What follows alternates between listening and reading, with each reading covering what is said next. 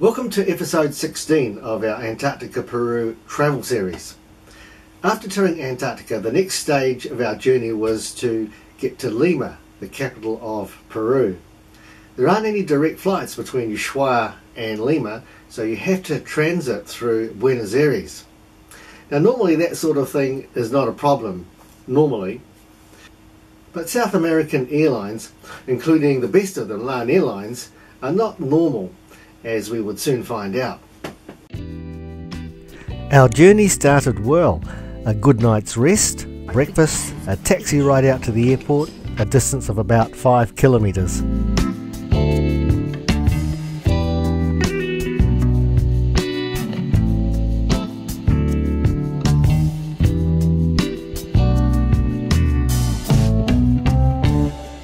Here we are at Ushuaia Airport. Boring. Too early as well. Yeah. On our way to Lima via Buenos Aires. Great. All day. Yep. Long day today. 6 in the morning till midnight probably. I would say so. Soon after 9 AM, we were on our way, leaving with great views of the Beagle Channel. The flight time from Ushuaia to Buenos Aires is 3.5 hours on our Airbus A380 in economy class. Flight time is the same in business class as well.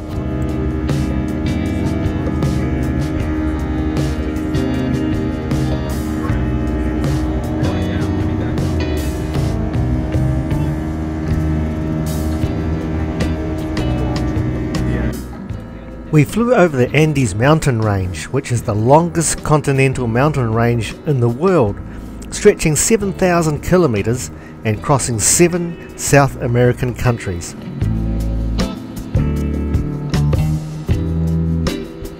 That wing really flaps around. 2.5 hours into the flight, we hit massive turbulence. Just hit turbulence and a lot of people end up with orange juice on their laps. The second most turbulent flight that I've ever had in 55 years of air travel. Passengers ended up with food and drink all over themselves, and the whole aircraft just stunk of vomit. That was rather ironic because most of the passengers had just sailed the Drake Passage, and you'd think that they'd be used to violent motion. Anyway, by this time we were motion sickness immune, so we were okay. Sick guy behind us being sick. It's a good little nice old lady sitting next to him helping him out. I shouldn't laugh because that was me a while back as well. You think you'd be used to it by now? Yeah, coming off a boat. Having just crossed that passage, nothing phases me now.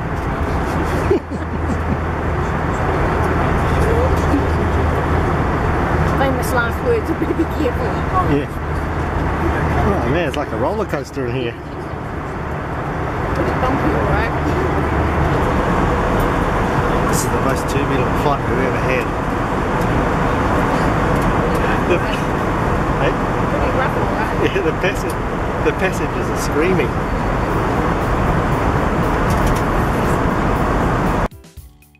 As we headed into Buenos Aires, we noticed that there had been thunderstorms and heavy rain, an event that was going to affect us later. Buenos Aires is the capital of Argentina, and the last time I was there was in 1996. It's the largest city in Argentina with a population of almost 3 million. As you can see, it's really spread out and has 2 airports. The domestic one by the sea called George Newbery, where we were landing, and the international one, which is 34 kilometres inland, called the Ministro Pastorini Airport. It's really important not to get the two mixed up. And if you had a praying here, you'd be a lot of life lost. Spectacular. It's a great day for a landing.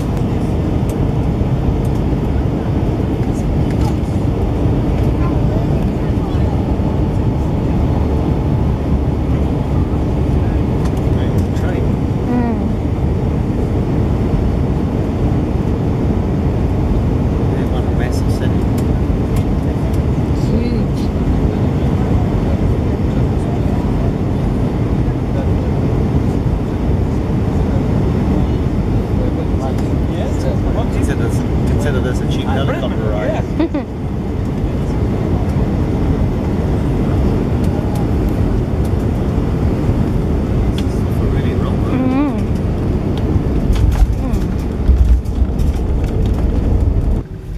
Ladies and gentlemen, welcome to Buenos Aires. We have landed at 1:05 p.m. local time. Aviation authorities require to remain seated until the captain has turned off the fasten seatbelt sign and the plane has come to a complete stop in its final position. Use of cell phones is now permitted. Other electronic devices may not yet be used. Okay.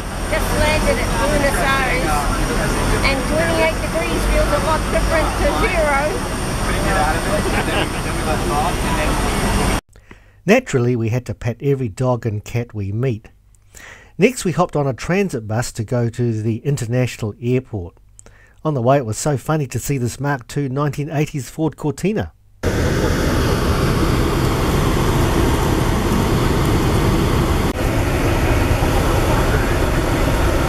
a little bit wet out there, isn't it? The trip between airports costs about $20 per person and takes about an hour. If you book a transfer through a travel agent in New Zealand, you'd be charged about $150. So that's how we do a 5-star holiday for a 2-star price. Simply organise it yourself. A bit wet out there. Now, the water's dripping on me.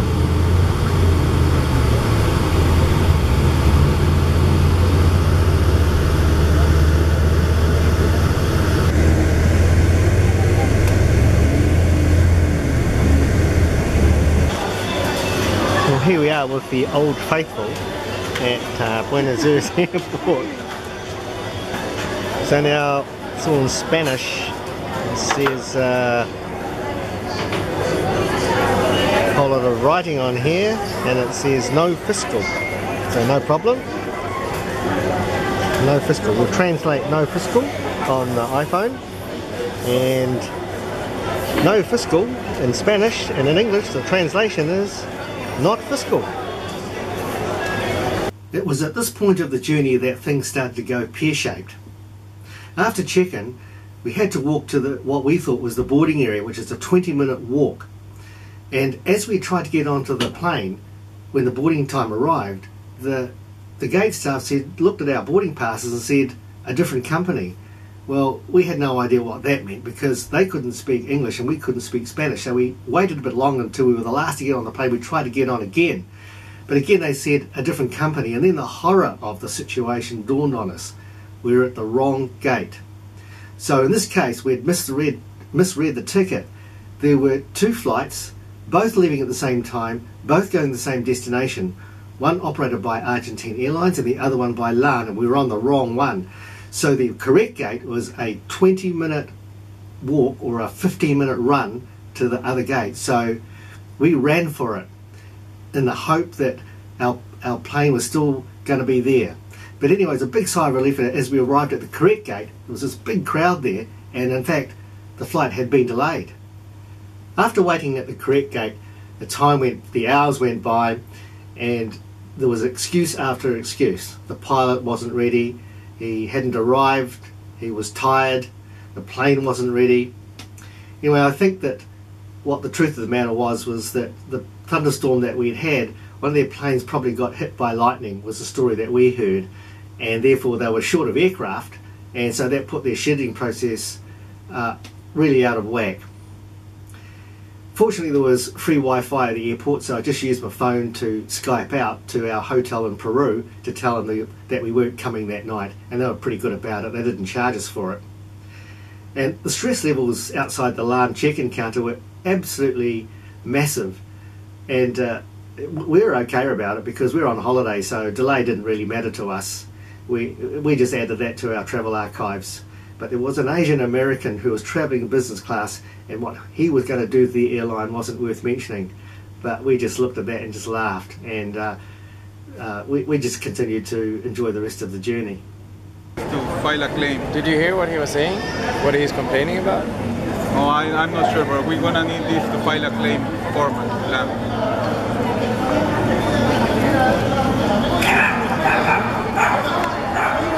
Oh, the puppy dog's barking in there. Please get him up.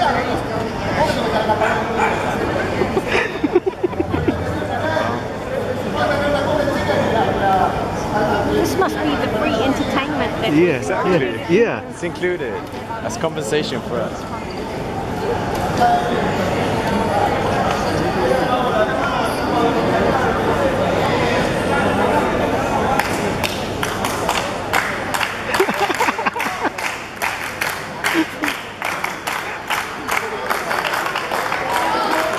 Power to the people! Help them. Land sucks. Land sucks.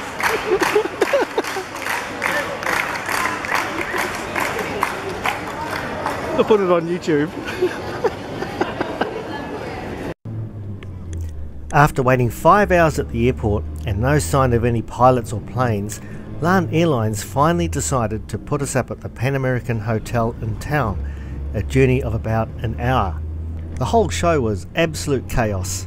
The airline couldn't organise buses effectively, and we were waiting an hour before we were given a bus to board.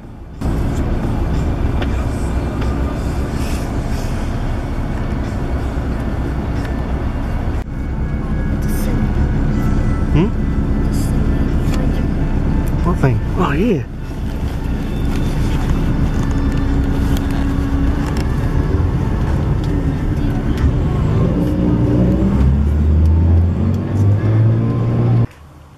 Well, here we are at the whatever hotel. Americano, is it? Fantastic. Americano. And would you like to take us around this? It's pretty flash. 20th floor. 20th floor. That's the Boulevard. boulevard, the main boulevard where the obelisk is. And I suppose the bedroom's pretty small, is it? It's the lounge. Thank you, LAN Airways, For fouling up for fouling up our and giving us this return. Goodness me, this bed here looks like we could fit 10 of us in here, in the bed that is. But we're not into that kind of stuff. What's this? Look at the size of this white screen. It's almost as big as one I've got at home. Magnificent views outside.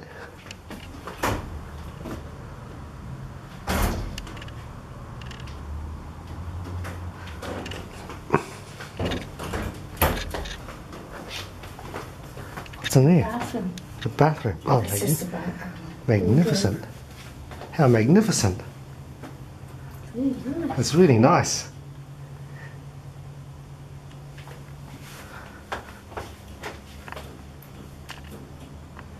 Well, don't say I don't spoil you. Give me a sheet. See, it's midnight. I think I might go to bed. Yeah, me too. Which I'll take the couch and you'll take the bed. Yeah, I reckon it'll be Is that what it is? I didn't video the spa bath. Oh, There's a spa bath here too. Oh, quite a big one. and a second shower. And a second shower. Oh yeah. Above the flower bath. There's a shower here. When big planes have problems, suddenly you have to accommodate 300 people unexpectedly.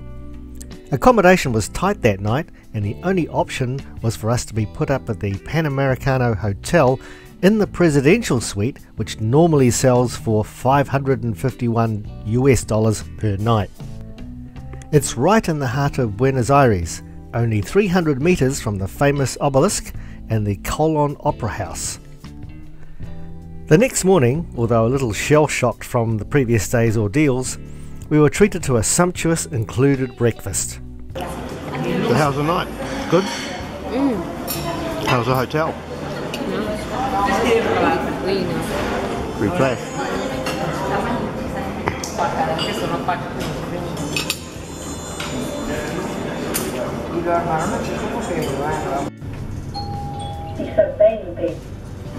Yeah, that's us. Whatever that meant.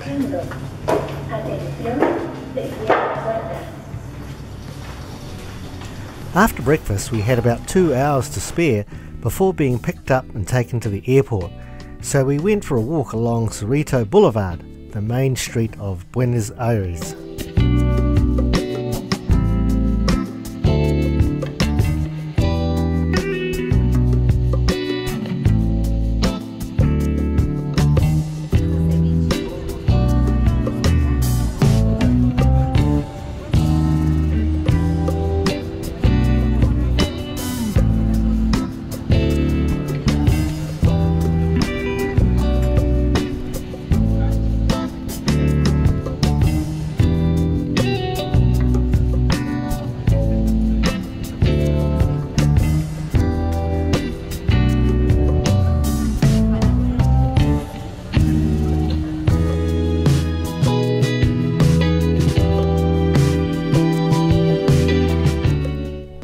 At the airport there were delays, more delays and more delays.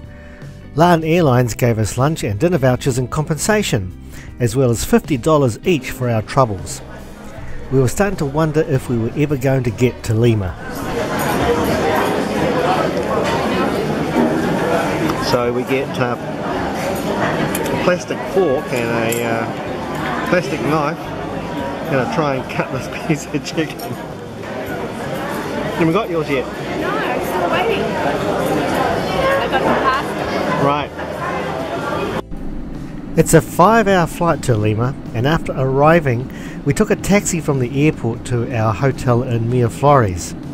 For safety we booked a cab from within the airport complex, which cost about $40 more. We thought our life was worth more than that. If you hail a cab from outside the terminal, you might get kidnapped, or your driver might even drive off with all your baggage.